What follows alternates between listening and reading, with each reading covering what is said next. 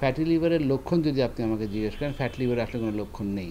সাধারণত পেটের ডান পাশে উপর দিকে ভার ভার ভাব, হালকা ব্যথা, কখনো তীব্র ব্যথা, অল্পতে অবসন্নতা, ক্লান্তিভাব, কখনো কখনো পায়খানার অভ্যাসের পরিবর্তন, পিচ্ছিল পায়খানা, আইবিএসের মতো এসব হতে পারে। কিন্তু এসব কারণে তো আরও অনেক রোগেই সাথে মিলে যায়। ফলে সিমটম দিয়ে ফ্যাট লিভারের রোগ ধরা পড়েছে এমন রোগীর সংখ্যা খুব কম। তাহলে কীভাবে ধরা পড়ে? বেশিরভাগ মানুষই কোনো একটি কারণে আল্ট্রাসাউন্ড করতে যান এবং প্রথমবারের মতো জানতে পারেন যে তাদের লিভারে চর্বি আছে বা ফ্যাটি লিভার আছে। তো চর্বি কিন্তু লিভারে স্বাভাবিকভাবেই থাকে, 5% চর্বি লিভারে থাকাটাই স্বাভাবিক। এর বেশিকে আমরা বলি ফ্যাটি লিভার। কেন লিভারে 5% বেশি চর্বি জমে? অনেক কারণে জমতে পারে। এর মধ্যে একটি হচ্ছে ওবেসিটি, মেদভুঁড়ি। যাদের মেদভুঁড়ি বেশি, যাদের তাদের লিভারে চর্বি থাকতেই পারে। পাশাপাশি যাদের ব্লাড প্রেশার বা উচ্চ রক্তচাপ আছে, যাদের রক্তের লিপিড বেশি, বিশেষ করে ট্রাইগ্লিসারাইড বা টিজি বেশি, তাদের লিভারে চর্বি আসে। Hepatitis C virus infection fat লিভারের কারণ। ডায়াবেটিস একটি অত্যন্ত বড় কারণ। প্রায় সব ডায়াবেটিস রোগীরই ফ্যাট লিভার থাকে। যেহেতু বাংলাদেশে অনেক অনেক মানুষ ডায়াবেটিসে আক্রান্ত, তাই আমাদের দেশে ফ্যাট লিভারের সংখ্যাও খুব বেশি, প্রত্যাশিতভাবেই।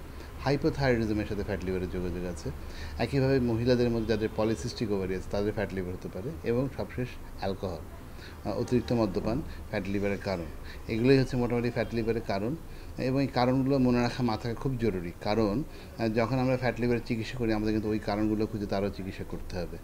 পাশাপাশি মনে রাখতে হবে যে চর্বি কিন্তু খালি লিভারে জমে না, চর্বি লিভারের বাইরে হার্টে, ব্রেনে, কিডনিতে জমতে পারে। ফলে একজন ফ্যাট লিভারের রোগীর হার্টের সমস্যা, হার্ট অ্যাটাক হওয়ার ঝুঁকি, স্ট্রোকের ঝুঁকি, কিডনি ফেলিয়ারের ঝুঁকি, ক্যান্সারের ঝুঁকি অনেক বেশি থাকে। এবং অনেক রোগী আছেন যারা ফ্যাটি লিভারের কারণে লিভার রোগে মৃত্যুবরণ না করে অনেক আগে অন্য কোনো রোগে মৃত্যুবরণ করেন। ফলে এই ব্যাপারে সার্বিক সচেতনতা শুধু খালি লিভারকে রক্ষা করবে তা না, স্রষ্টা চাইলে মানুষের দীর্ঘজীবন নিশ্চিত করে। কোরবানির যে মূল শিক্ষা সেটি হচ্ছে আত্মত্যাগ, সংযম, বিসর্জন দেয়া। তো কোরবানি আমরা সবাই, ঈদ এটি আমাদের দ্বিতীয় প্রধান উৎসব। আমরা যারা মুসলমান ধর্মাবলম্বী তারা নিশ্চয়ই আনন্দের সাথে পরিবার পরিজনে সুস্থভাবে ঈদটি উদযাপন করে, এটি প্রত্যাশা। কিন্তু মনে রাখতে হবে যে ঈদ উদযাপন করতে গিয়ে আমরা যেন কোরবানির যে মূল প্রতিপাদ্য সেখান থেকে বিচ্যুত না হই।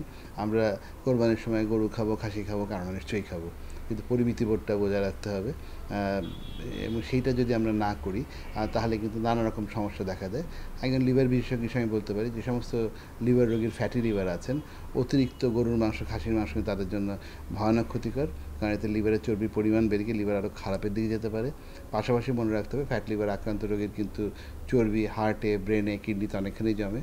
ফলে এ ধরনের চর্বিযুক্ত মাংস বেশি বেশি খেলে তাদের কিন্তু লিভার ছাড়াও হার্টে, ব্রেনে, কিডনিতে বড় ধরনের সমস্যার সংখ্যা থেকেই যায়।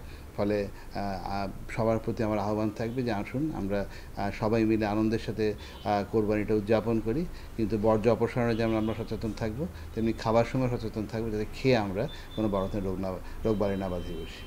ফ্যাটি লিভার থেকে যদি বাঁচতে হয় বা যার ফ্যাট লিভার হয়েছে তিনি যদি সুস্থ থাকতে চান, কতগুলো টিপস মনে রাখতে হবে। এক হচ্ছে রাতে খেয়েই ঘুমাতে যাওয়া যাবে না, রাতে খাবার এবং ঘুমের মাঝখানে কমপক্ষে 2 থেকে 3 ঘন্টা বিরতি দিতে হবে। সপ্তাহে 5 দিন আধা ঘন্টা জোরে জোরে হাঁটার অভ্যাস করতে হবে। আর গরু খাসি খারাপ সবাই আমরা জানি, কিন্তু অতিরিক্ত শর্করা যেমন চায়, চিনি, মিষ্টি বাদ দিতে হবে, ভাতটা কমিয়ে আনতে হবে। এটুকু করা গেলে লিভার ভালো থাকবে, হার্ট, ব্রেন, কিডনি সব ভালো থাকবে।